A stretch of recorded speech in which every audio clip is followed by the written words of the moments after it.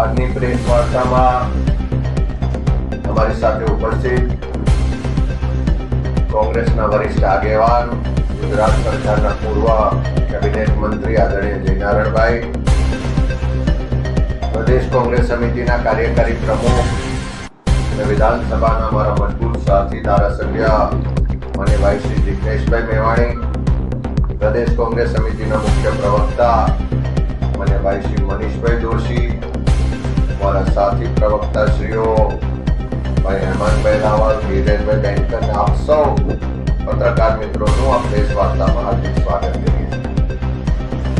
આજે એક એવા વિષય પર વાત કરવા માટે તમારી વચ્ચે ઉપસ્થિત છીએ કે જે સરકારના નિર્ણયને કારણે આજે દેશના કરોડો ખેડૂતોની ઊંઘ હરામ થઈ ગઈ છે।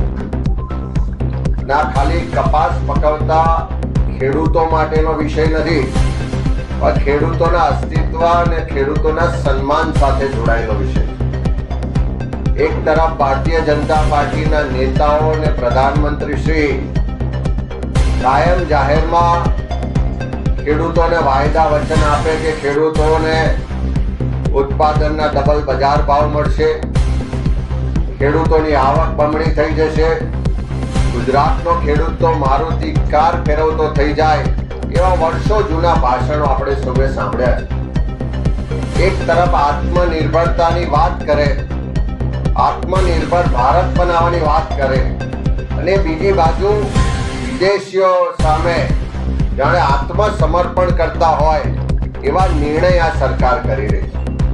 વોકલ ફોર લોકલ અને અનેક સ્વદેશી અપનાવવાની વાતો હમણાં જ ગુજરાતમાં જ્યારે પ્રધાનમંત્રી શ્રી આવ્યા ત્યારે કરીને ગયા, પણ જે નિર્ણયો થાય છે એના કારણે આજે ખેડૂત આર્થિક રીતે ખૂબ તકલીફમાં છે અને સાથે સાથે એના ભવિષ્ય સાથે પણ મોટા પ્રશ્નો ઊભા થયા છે।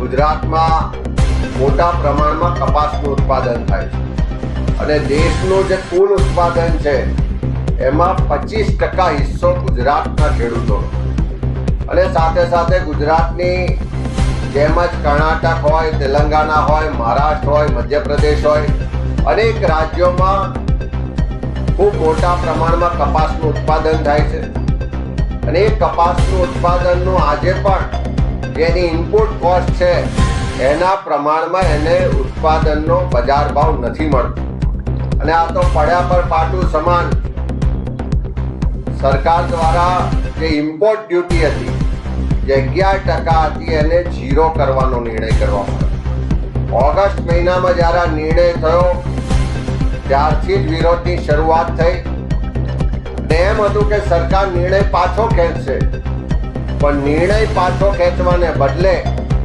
સરકારે એની જે અવધિ હતી 30મી સપ્ટેમ્બર એમાં વધારો કરીને હવે 31 ડિસેમ્બર કરી। એનો સ્પષ્ટ મતલબ છે કે આ સરકાર ખેડૂત વિરોધી છે, ખેડૂતોની કોઈ પણ પ્રકારની ચિંતા નથી। અને આ નિર્ણયથી થવાનું શું કે આ નિર્ણય થવાને કારણે જે વિદેશથી કપાસ ભારતમાં આવશે એના પર હવે 0% ડ્યુટી લાગવાની, એટલે કોઈ ડ્યુટી નહીં લાગે।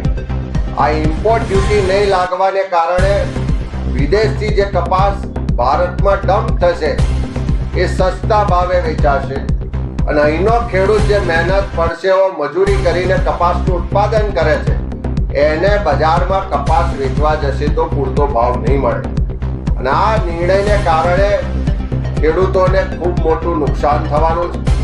અત્યારે ખેડૂતો ખૂબ આક્રોશમાં છે, એની માટે લડત લડી રહ્યા છે, અને કોંગ્રેસ પક્ષ આ ખેડૂતોની લડતમાં એમના તકલીફના સમયમાં એમની સાથે છે, અને એટલા જ માટે અમે સરકારને કહેવા માંગીએ છીએ કે કદાચ આપણે ટેક્સટાઇલ ઇન્ડસ્ટ્રી માટે, એપરલ ઇન્ડસ્ટ્રી માટે એને લાભ થાય એટલા માટે આ ડ્યુટી નાબૂદ કરી હોય તો સમજી શકાય છે।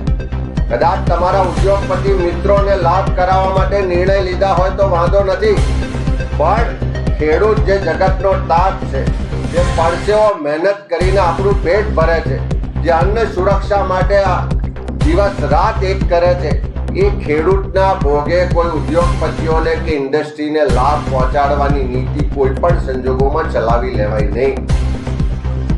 મોટા મોટા ભાષણો આપીને ગયા.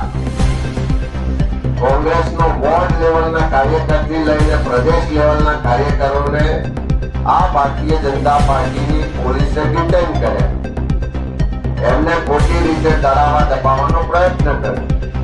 પણ બીજી પાર્ટીને એક પણ કાર્યકરને ડિટેન ના કર્યા, કોઈ દબાવવા કે ડરાવવાનો પ્રયત્ન ના કર્યો.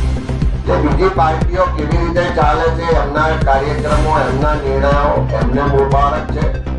પણ જ્યાં સુધી ગુજરાતના ખેડૂતોની વાત છે, કોંગ્રેસ પાર્ટી હંમેશા એના માટે લડત લડી છે.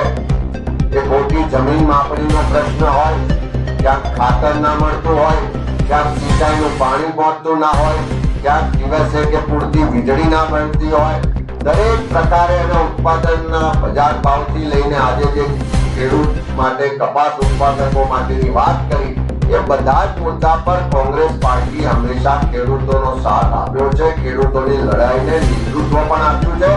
અને ગુજરાતમાં પણ જે ખેડૂતોના પ્રશ્નો છે એના માટે અમારું કિસાન સેલ જે છે એના અમારા તમામ કાર્યકરો સક્રિય રીતે આ બધા કાર્યક્રમોમાં ભાગીદાર થાય છે. અને એ ખેડૂતોનો અવાજ બનવાનું કામ, એમના માટે લડાઈ લડવાનું કામ કોંગ્રેસ કરતી આવી છે અને આવનારા દિવસોમાં પણ કરશે.